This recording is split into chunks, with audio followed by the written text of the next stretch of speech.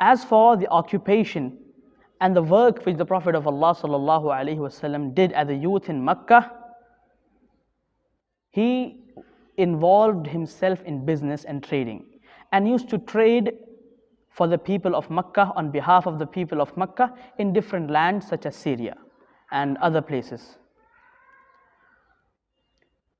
As for the occupation of the Prophet sallallahu alaihi wasallam and the work he did to earn a living before becoming a prophet, was that he got himself involved into trade and business and traded for the people of Makkah, on behalf of the people of Makkah. But before this, before taking up business and trading as an occupation, the Prophet ﷺ also worked as a shepherd for the people of Makkah.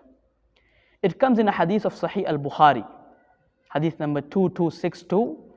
The Prophet ﷺ said, "Ma ba'athallahu nabiyyan illa ra'al ghanama." That Allah subhanahu wa ta'ala did not send a prophet except that he worked as a shepherd for the cattle. The companions around the Prophet ﷺ asked, "O Prophet of Allah, did you too work as a shepherd?" To which the Prophet ﷺ replied that I used to work as a shepherd for the people of Makkah on some amount of money. Let us take a pause over here, my brothers and sisters. What is the wisdom behind Allah subhanahu wa ta'ala choosing this profession, not only for Prophet Muhammad sallallahu alaihi wasallam, but in fact for all the prophets who came from the beginning up to the last and the final messenger sallallahu alaihi wasallam?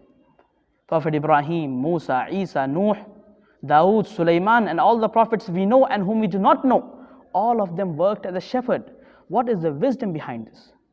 Some of the scholars have pointed to the wisdom that Allah subhanahu wa ta'ala placed in them working as shepherds, as Imam Ibn Hajar rahmatullahi alayhi says in his book Fathul Bari.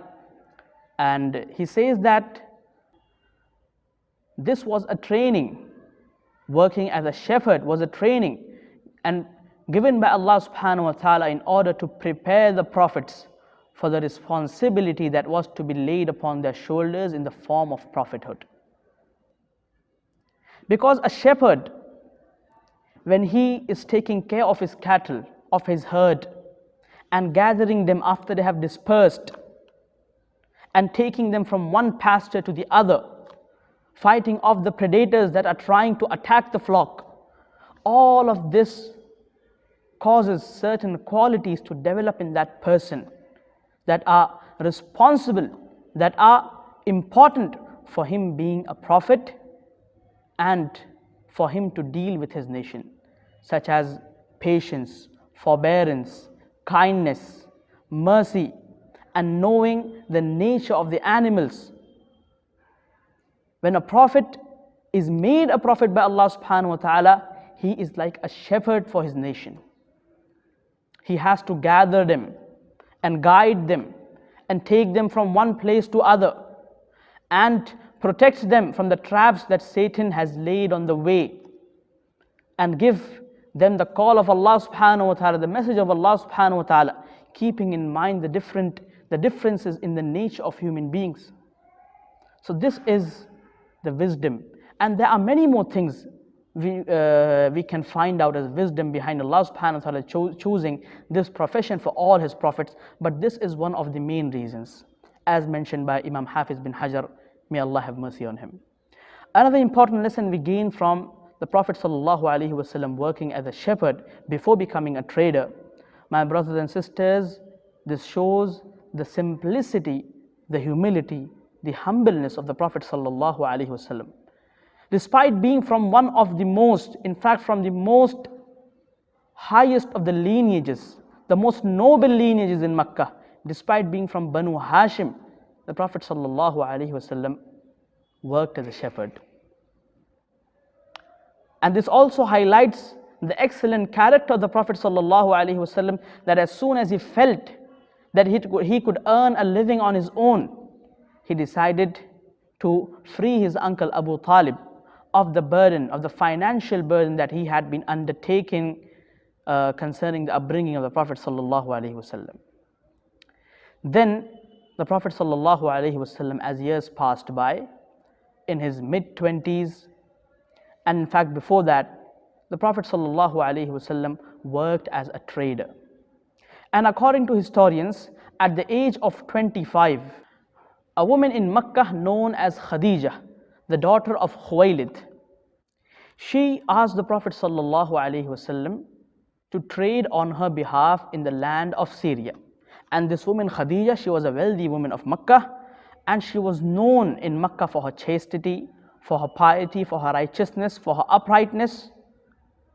And at that point of time, she was 40 years of age, and she used to hire men to trade on her behalf in different parts of the Arabian Peninsula and beyond.